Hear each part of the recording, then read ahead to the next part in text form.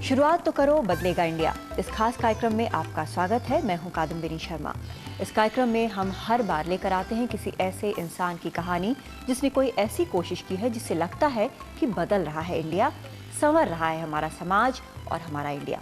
तो इसी कड़ी में आज हम आपको मिलाते हैं एक ऐसे शख्स से जिसने एक मकसद के नाम कर दी है अपनी तमाम उम्र।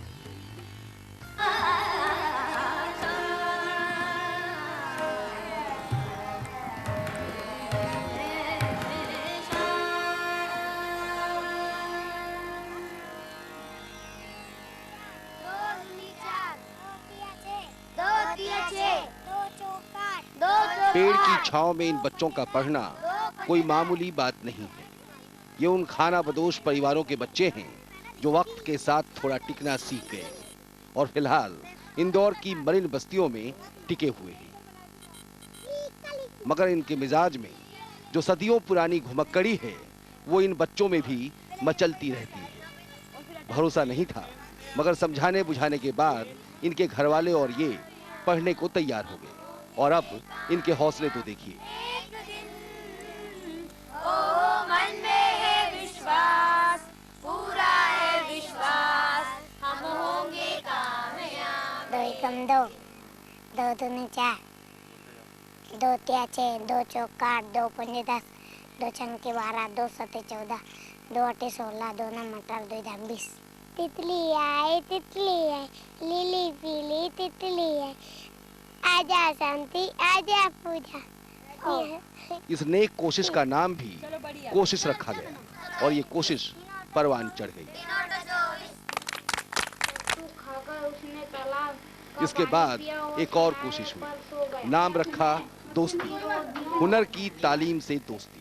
ये उन बच्चों के लिए जो बचपन से ही कामकाजी जिंदगी की शुरुआत हुनर सीखने से कर लेते हैं। जूते पॉलिश का हुनर, गाड़ियों की मरम्मत, पहियों के पंक्चर, मेज पर प्लेटें सजाने, खाना परोसने, मालिक उस्ताद और लोगों की झिड़कियां गालियां सुनने का हुनर।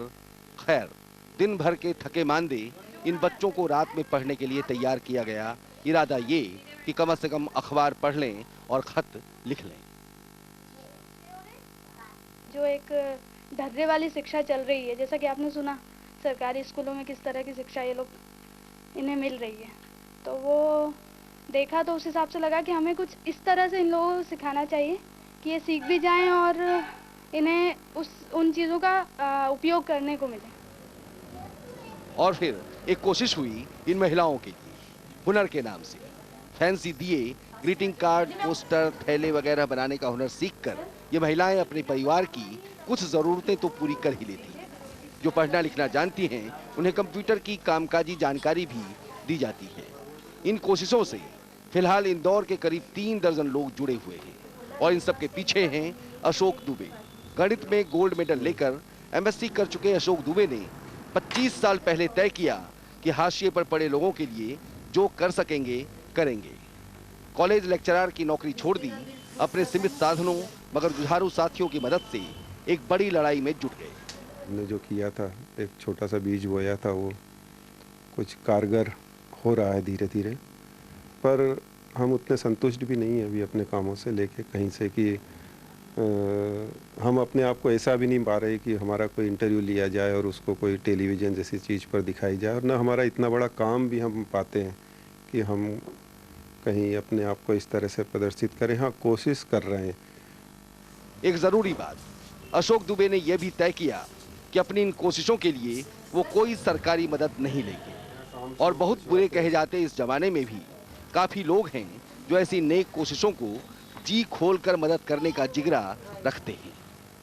पांकन संस्था जो यहाँ वर्क कर रही है इंदौर में, ये एक ऐसी संस्था है जिसने गवर्नमेंट से किसी भी प्रकार का कोई एड नहीं लिया और न ही गवर्नमेंट से किसी प्रकार का एड लेकर ये कार्य कर रही है। ये हम जैसे कुछ व्यापारी लोगों से, बिजनेसमैन लोगों से जो इनके साथ जुड़े हुए हैं, वो अपनी आर्थिक मदद इनको करते हैं और उससे वो अपना कार्य करती है। अशोक दुबे को अपना मकसद कितना अजीज है ये यूं समझिए कि इसके लिए ही उन्होंने मिली हुई नौकरी तो छोड़ी ही, उम्र रहते शादी के प्रस्ताव भी छोड़ दिए। आज तक कुंवारे। इंदौर से हेमंत शर्मा के साथ कुमार संजॉय सिंह, एनडीटीवी इंडिया के लिए। और इस वक्त इंदौर से हमारे साथ हैं खुद अशोक दुबे। उनके लिए आप